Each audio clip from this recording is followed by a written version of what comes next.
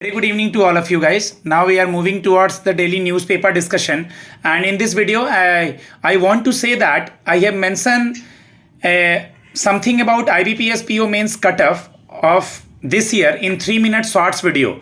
Okay, in comparison with the last year cutoff is around about 66 67. This year cutoff will be little bit higher because the level of paper is little bit lesser than the last year.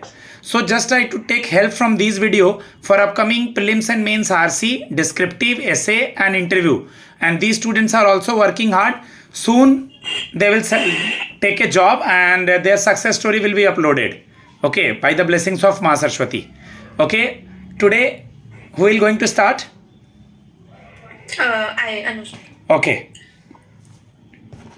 Good evening all.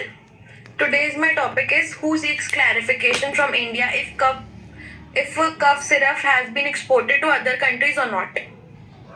So recently अभी cough syrup के बारे में बहुत ज़्यादा ही news में है कि तमिलनाडु में जो भी केस हो, जो भी मैन्युफैक्चरिंग कंपनी थी उसकी वजह से जितने भी केसेस हुए हैं अभी राजस्थान में, एमपी में काफ़ी जो चिल्ड्रंस थे उनकी डेथ हुई है. Approx 17 children from India are dead from this cough syrup. तो इसके लिए WHO इंडियन गवर्नमेंट से पूछ रहा है कि हमें ये कफ सिरप बाहर अदर कंट्रीज में एक्सपोर्ट करना भी चाहिए कि नहीं करना चाहिए. क्यों? क्योंकि इससे इंडिया की रेपुटेशन और को भी इफेक्ट करेगा अगर बाहर भी सेम केसेस होते हैं तो ये जो कफ सिरप है ये एक कंपनी ब्रांड कोल्ड्रेफ के उसका है जिसमें कि डाइथिलिन ग्लाइकॉल एक टॉक्सिक केमिकल प्रेजेंट है जो कि लीवर को बहुत ज्यादा इफेक्ट करता है. इस वजह से काफी बच्चों की जान गई है. जितने भी डॉक्टर ने इनको प्रेस्क्राइब किया है उनके ऊपर भी इन्वेस्टिगेशन हो रहा है और अभी जो ये ब्रांड है ये भी अंडर इन्वेस्टिगेशन. और ये बहुत ही सीरियस इंसिडेंट है क्योंकि इससे काफी बच्चों की जान जा रही है. और अभी WHO ने ये भी बोला है कि जो भी मतलब अंडर 2 इयर्स से कम के एज के जितने भी बच्चे हैं उनको कोई भी कफ सिरप या कोई भी कफ सिरप प्रिस्क्राइब नहीं करना है किसी भी डॉक्टर को क्योंकि वो उनके लीवर को बहुत इफेक्ट करता है. और अभी इससे पहले भी प्रीवियस ये सेम केस हुआ है अदर कंट्रीज में, गैम्बिया और उज्बेकिस्तान में. वहां पे भी सेम केस हुआ था जिससे कि कफ सिरप के रिगार्डिंग जो कि इंडिया से ही वो भी बना हुआ था जिससे काफी बच्चों की जान गई थी. तो इसीलिए भी WHO इसको पूरा एग्जामिन कर रहा है. जो ये कफ सिरप का बैच है ये कहीं बाहर तो नहीं इसको एक्सपोर्ट किया गया है क्योंकि ये पूरे ग्लोबल हेल्थ रिस्क हो सकती है इसकी वजह से अगर ये कहीं बाहर एक्सपोर्ट किया गया होगा तो अभी इन द कंक्लूजन यही है कि अभी WHO इंडियन गवर्नमेंट से कंफर्मेशन मांग रहा है कि ये जो भी कफ सिरप का है ये कहीं बाहर तो एक्सपोर्ट नहीं हुआ है क्योंकि अगर ऐसा कुछ होगा तो WHO global medical product alert भी इशू करेगा ताकि जो आगे अगर ऐसा कुछ हो तो हम उसका प्रिकॉशन ले सकें. Thank you. Good. Very good. Good evening. Today's my topic is crime patterns. इस आर्टिकल में जो नेशनल क्राइम रिकॉर्ड ब्यूरो है उसके बारे में बताया गया है और इसमें मतलब इम्पोर्टेंटली 2 बातों पे ज़्यादा जोर दिया गया है. फर्स्ट कि आदिवासी जो हैं ट्राइबल्स ग्रुप है उनके खिलाफ काफ़ी क्राइम्स बढ़ रहे हैं और दूसरा पूरे जो कंट्री है उसमें साइबर जो अपने हैं क्राइम्स वो बहुत ज़्यादा बढ़ रहे हैं. तो इसके बारे में बात की गई है. मोस्टली ये बोला कि जो ट्राइबल्स ग्रुप है मतलब STs हैं उनके रिपोर्ट्स आए हैं कुछ कि जैसे 2023 के हिसाब से ST के खिलाफ मतलब शेड्यूल ट्राइब्स के खिलाफ जो उनका क्राइम है अभी 28.8 से बढ़ गया है. और इसका मेन रीजन ये है अभी जो मणिपुर में जो ये ST के कारण जो हिंसा हुई थी उनके उस पे है. और इस हालांकि जो अभी मध्य प्रदेश और राजस्थान जैसे राज्य हैं वहाँ पे जितने भी ट्राइब्स ग्रुप हैं उनके खिलाफ मतलब काफी अपराध बढ़ रहे हैं जिससे कि और भी जो स्टेट है उनकी जो स्थिति है उसको वो बहुत कमजोर दिखाता है. और SC के मतलब ये आंकड़ा इसलिए भी ज्यादा इम्पोर्टेंट हो जाता है क्योंकि जो SC है उसके खिलाफ जो अपराध हो रहे थे वो 31.2 से कम हुए हैं और इसमें क्या है कि साइबर क्राइम के बारे में भी बात की गई है। और इसका मेन रीजन ये है कि अभी पूरे देश में जो है वो नेट इजीली अवेलेबल है, इंटरनेट इजीली अवेलेबल है, और इसकी वजह से जो डिजिटल ट्रांजेक्शन्स है उसमें भी काफी बढ़ रहे हैं, और वो भी उसका उपयोग भी बढ़ रहा है। तो इसके साथ साथ जो है साइबर क्राइम्स भी बढ़ते जा रहे हैं। और इसके ये टाइप्स ये हैं कि मुख्य रूप से इसके जो ये हैं फाइनेंशियल फ्रॉड या फिर सेक्सुअल एक्सप्लॉयटेशन से ज्यादा रिलेट करते हैं। और इसके लिए मोस्टली इसके जो है चैलेंजेस ये हैं कि जो पुलिस वगैरह है उनको बहुत ज्यादा अपने आप को सक्षम बनाने की जरूरत है इसके खिलाफ क्राइम करने के लिए। और दूसरा है कि बच्चों के खिलाफ भी अपराध काफी बढ़ रहे हैं, जैसे कि इसका 2023 में आंकड़ा ये था कि 9.2 से बढ़ गया है। और इसमें जो कि बहुत ज्यादा चिंता वाली बात है। और इसमें इसमें मोस्टली 96% जो रहता है रिपोर्ट, वो मोस्टली जो उनके जो जानने पहचानने वाले जो है उनके आसपास के वही वही लोग उनके कारण है। और इसका मतलब नॉर्मली ये है कि पॉस्को के बारे में भी बताया गया है कि पॉस्को एक्ट में बच्चों के कंसल्टेशन, एडल्ट्रेशन, रिलेशनशिप की भी बात से जुड़ी हुई है। और इसका और जो ये पॉस्को एक्ट की वजह से ये है कि इसको बहुत ज्यादा ही संभालने की जरूरत है, संवेदनशील से बहुत ही मतलब अच्छे से। और इसमें ये भी बताया आगे कि दहेज के बारे में भी वो है कि दहेज के जो मामले हैं देश में वो भी 14.9% से बढ़ गए हैं, जो कि मतलब बहुत ज्यादा ही एक सीरियस इशू है देश के लिए। और इसमें जो नेशनल क्राइम रिकॉर्ड ब्यूरो है उसने ये भी मतलब ये बोल रहे हैं कि जो हर अपना स्टेट है उससे कंपैरिजन करना इजी मतलब जरूरी नहीं है, सही नहीं है, क्योंकि ये इस बात पे भी करता है डिपेंड कि हर स्टेट में कितनी आसानी से वो रिकॉर्ड किए जाते हैं जो भी उनके प्रॉब्लम्स है। तो मोस्टली इसका कंक्लूजन ये है कि ट्राइबल ग्रुप्स और मोस्टली ये चाइल्ड वगैरह के बारे में अपराध काफी बढ़ते जा रहे हैं साइबर क्राइम्स के।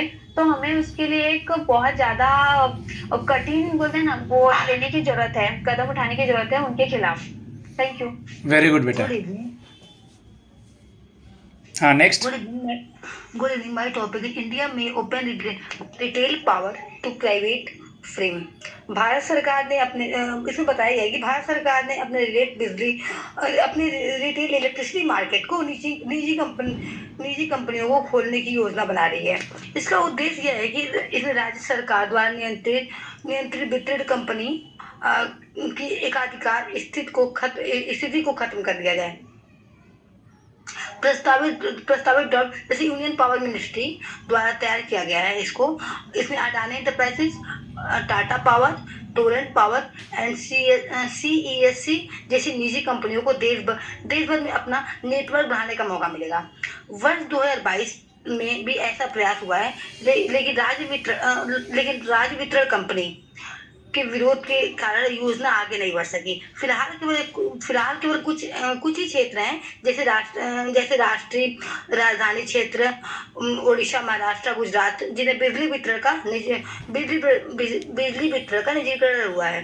अधिकांश राज्य बिजली वितरण कंपनियों सरकारी नियंत्रण में भी हैं और भारी वितरण घाटों से जूझ रही है। केंद्र सरकार लगातार राज्य संचालित कंपनियों को नुकसान घटाने, बैलेंस शीट सुधारने और पुरानी इंफ्रास्ट्रक्चर को आधुनिक करने के लिए प्रेरित कर रही है। फिलहाल केवल कुछ क्षेत्र जैसे राष्ट्रीय राजधानी क्षेत्र, ओडिशा, गुजरात के बिजली निजीकरण हुआ है। उत्तर प्रदेश में हाल 4 वितरण कंपनियों में से दो निजीकरण के लिए निविदा आमंत्रित किया है। जून 2025 तक राज्य वितरण कंपनी पर बिजली उत्पादकों का $6.78 बिलियन का बकाया था। इसका कंक्लूजन यही है कि भारत सरकार बिजली वितरण क्षेत्र में प्रतिस्पर्धा और दक्षता लाने के लिए निजी क्षेत्र की भागीदार बढ़ाने की दिशा में कदम बढ़ा रही है। यदि ये नीति लागू होती है तो उपभोक्ताओं को बेहतर सेवा और पारदर्शिता मिलेगी, लेकिन इससे राज्य वितरण कंपनी पर दबाव भी बढ़ेगा और वो अपने नुकसानों का कार्यप्रणाली को सुधार करें। Thank you. Good, very good. Okay next. My name is Anuja and today's my topic is microfinance ke loan.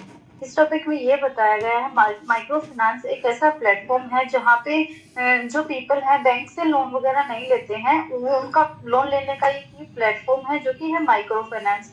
इसमें लोग कम उस पे जैसे कि उनको बैंक में जाने की जरूरत नहीं पड़ती। जो इलिटरेट पीपल है वो ज्यादातर इसको यूज करते हैं, और ये पूरे इंडिया में लगभग मोस्टली होता है, हर जगह पे लोग ऐसे लोन लेते हैं। इस लोन में इसमें ये हुआ है केस में कि आज के लगभग अभी प्रेजेंट एज में ये क्या हो रहा है कि लोन में जो फॉल्ट की परसेंटेज है वो इंक्रीज हो रही है। लोग जो है ना लोन तो ले लेते हैं पर उनका भुगतान नहीं कर पा रहे हैं। तो इसमें अभी ये आर्टिकल पब्लिश हुआ है, इसमें 2 इम्पोर्टेंट रीजन बताए गए हैं कि ऐसा क्यों हो रहा है। इसका कारण ये है कि एक तो मार्केट में पैसा का फ्लो बहुत ज्यादा कम हो रहा है। अभी पैसा कम हो रहा है लोगों के पास में, और तब मार्केट में मनी एक्सप्लोर नहीं हो पा रहा है। और सेकंड इसका रीजन ये बताया गया है कि ये एक ऐसी सिचुएशन दिखा रहा है, ये एक जगह पे नहीं है, ये पूरे इंडिया में हर स्टेट में लगभग हो रहा है। और ये एक ऐसी सिचुएशन एक्सप्लोर कर रहा है जिसमें कि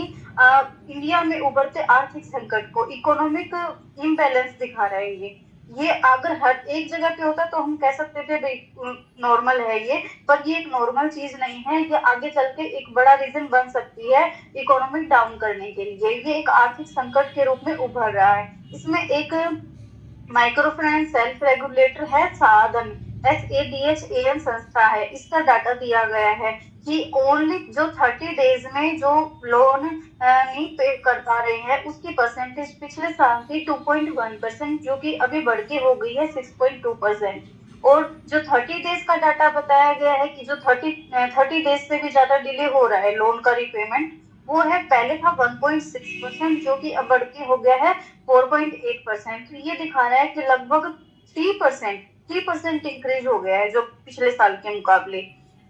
ये है, इसमें फ्रॉड लोन है, जैसे लोन की जो परसेंटेज है फ्रॉड की वो अभी बढ़ गई है। इस टॉपिक में यही बताया गया है। ये आगे चलते इंडिया की इकोनॉमिक के लिए बड़ी मुसीबत हो सकता है। इसके लिए गवर्नमेंट क्या कर सकती है, अभी कुछ साइबर सिक्योरिटी फ्रेमवर्क एस्टेब्लिश कर सकती है। अभी आगे देखते हैं क्या होता है, पर अभी करंट की सिचुएशन ये है।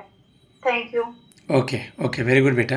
Guys, just try to listen the topics for upcoming exams help as well as in interview also. Those who have given the today's IBPS PO mains, all the best for result. My number is 7503 235358.